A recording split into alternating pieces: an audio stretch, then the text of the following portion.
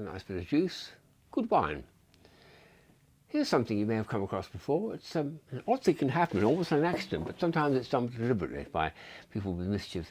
If the cork, by mischance, happens to go all the way in and drop in, how do you get the cork out again? Without damaging it, of course. There is a very clever way of doing it, which I want to show you, but I'll do it later. And these are all some of the cork toys I've come across over the years of collecting. Some of them are just bare corks, which make it very simple to do these as bar tricks. You just have a number of corks to play around with. This is something I picked up a long time ago. You need a hard surface, you need 6 corks, and you need to change them so they immediately stand up. There we are, that's beginner's luck that time. But normally it takes several turns before the thing decides to do it. And the idea is to do all 6 corks in the minimum number of moves. And the person who then wins the competition perhaps gets the free glass of whiskey or something. So a nice one, just using simple corks and dropping them down. And it's quite particular because you've got to have it at a certain angle, optimal angle, a certain height as well, and a certain way of releasing the grip. There's lots of parameters involved in getting it to do a nice steady one. And sometimes you can go on and on and on before he even does the first stand up. So a nice one to show people. And also using just simple corks. There's one that I was shown by a winemaker about 40 years ago, which was linking the 2 corks together like this, in the hand like that and in there, and that forms a chain between my thumb and forefinger. That's the finished position, except it's not. There's something much cleverer going on. You start like that, and if I reach in and reach in, they're linked together. But how can you do it without them linking together? Well, he did a lovely smooth movement, which I'm going to try and reenact, which I thought was wonderful. And I couldn't see almost what he was doing, but he just did that and pulled them apart. What he was doing actually with his fingers was doing what I call thumb to thumb, and this thumb is going to stop at the top of one cork, and this thumb at the other cork, and then you've got a finger that's got to go right the way around and right. Well, I'll show you with them on my fingers, because it's quite a twist, especially for the forefingers. The first stage is thumb to thumb, and off they come. Thumb to thumb, and the thumb there going in there. Now this is the hard bit, that goes in there, but this has got to come all the way around there, and then off they come. And to do that smoothly looks wonderful, and very easy, and it's not, it's jolly hard. Took me a lot of practice to do it smoothly. So 2 lovely little tricks you can do just with bare corks and nothing else for bar bets, I suppose they call them. The rest of them really have got something a little more elaborate about them. Well, this one is not too far away from a real cork. This is one where you have to provide the cork, and the rest of it is provided with a package. It's like the decals, except they're made of little plastic pieces with pins in it. And the idea is the cork you've provided forms the body, and the rest of it is done by sticking them in. There's a little robot. Look, we're going to wind him up. Well, I say wind him up, there's only a little pin there, but we'll pretend to wind it up. And then blow on it. Lift it up a bit more. Oh, lovely. But of course the propeller is just a pin as well. I'm just pretending it's an automaton. It looks just like a little robot, and there's a whole series of shapes you can do, including sometimes with a double cork as well, which is very nice. There's a kit you can buy and makes robotic corks. You provide the cork, it provides everything else. Here's something else I came across many years ago. Rococo. Whatever is it? Well, if you look at the inside of the thing, it's got, that actually is sandpaper, and it tapers. And that is sandpaper, and it tapers.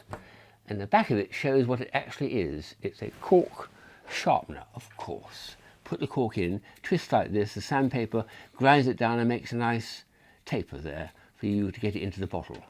A cork sharpener. Clever. I like that. Then there's one here which is a bottle with a cork in it, except it's not a cork. It looks like it, isn't it?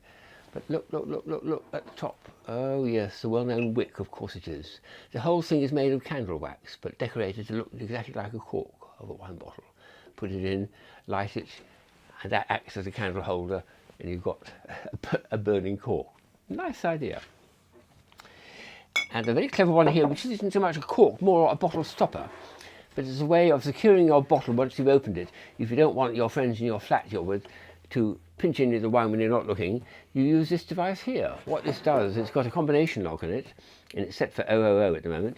When you've got it in the wine bottle, you turn and you turn and you turn. And what that does is to bring these 2 things together, and the piece of black there is a piece of rubber which expands and gets a big bulge to it. And that clamps itself firmly onto the inside of the bottle and holds it. So if I undo it a bit more and then put it back on the bottle, I'll do it in situ. Push it in, bit of a push there. Well, now if I wind it and wind it and wind it, it gets to the point where it's just impossible to take it out because that bulging rubber ring is going to hold so tightly. And finally what you do is, of course, you randomise the dials there so they don't know what the combination was. So a nice way of locking your bottle of wine. Clever. There's a whole lot of these wonderful automata corks which I've built up over many, many years, and these, they have to, let's do it on this one here.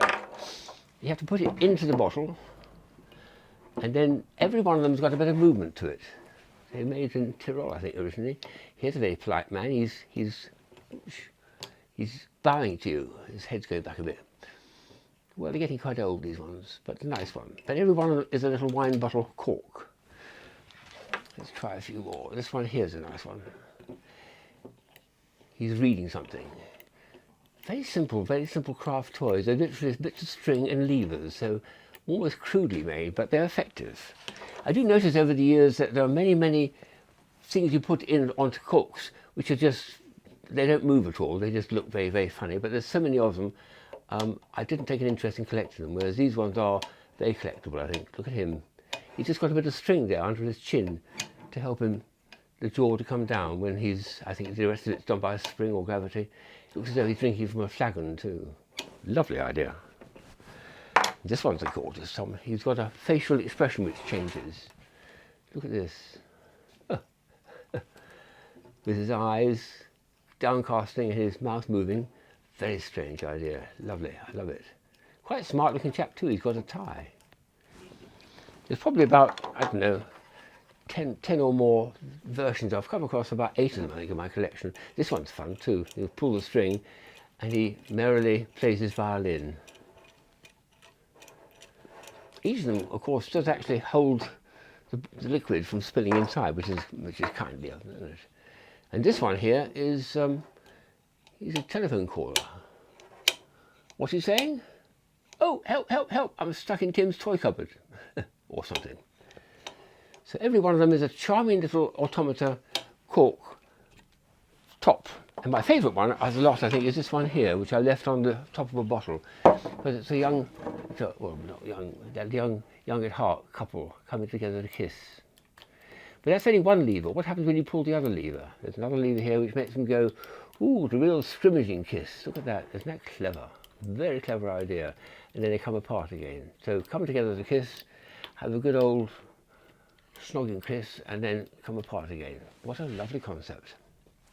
So a lot of those are very, very charming ideas. There's one more here which is an extraordinary idea.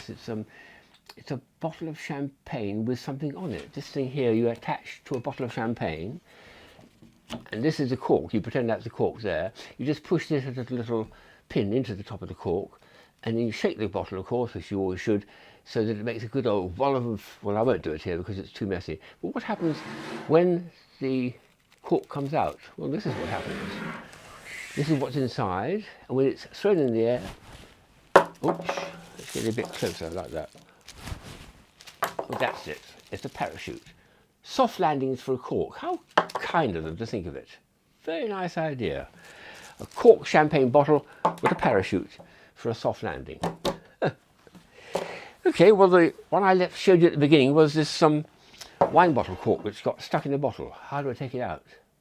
Well, I've got another bottle here which has got a similar cork and a similar bottle inside, but I've already prepared with something, an apparatus. It's a silk handkerchief which I was keeping in my pocket, and a stick just to push it in. And this is all you have to do, is you just get the cork and juggle it around so it's at least close to the silk handkerchief. And the silk handkerchief automatically wraps itself around. That's an extraordinary thing.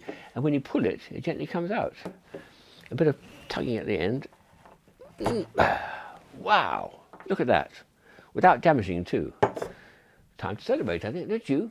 Now, where did I put that champagne? Oh,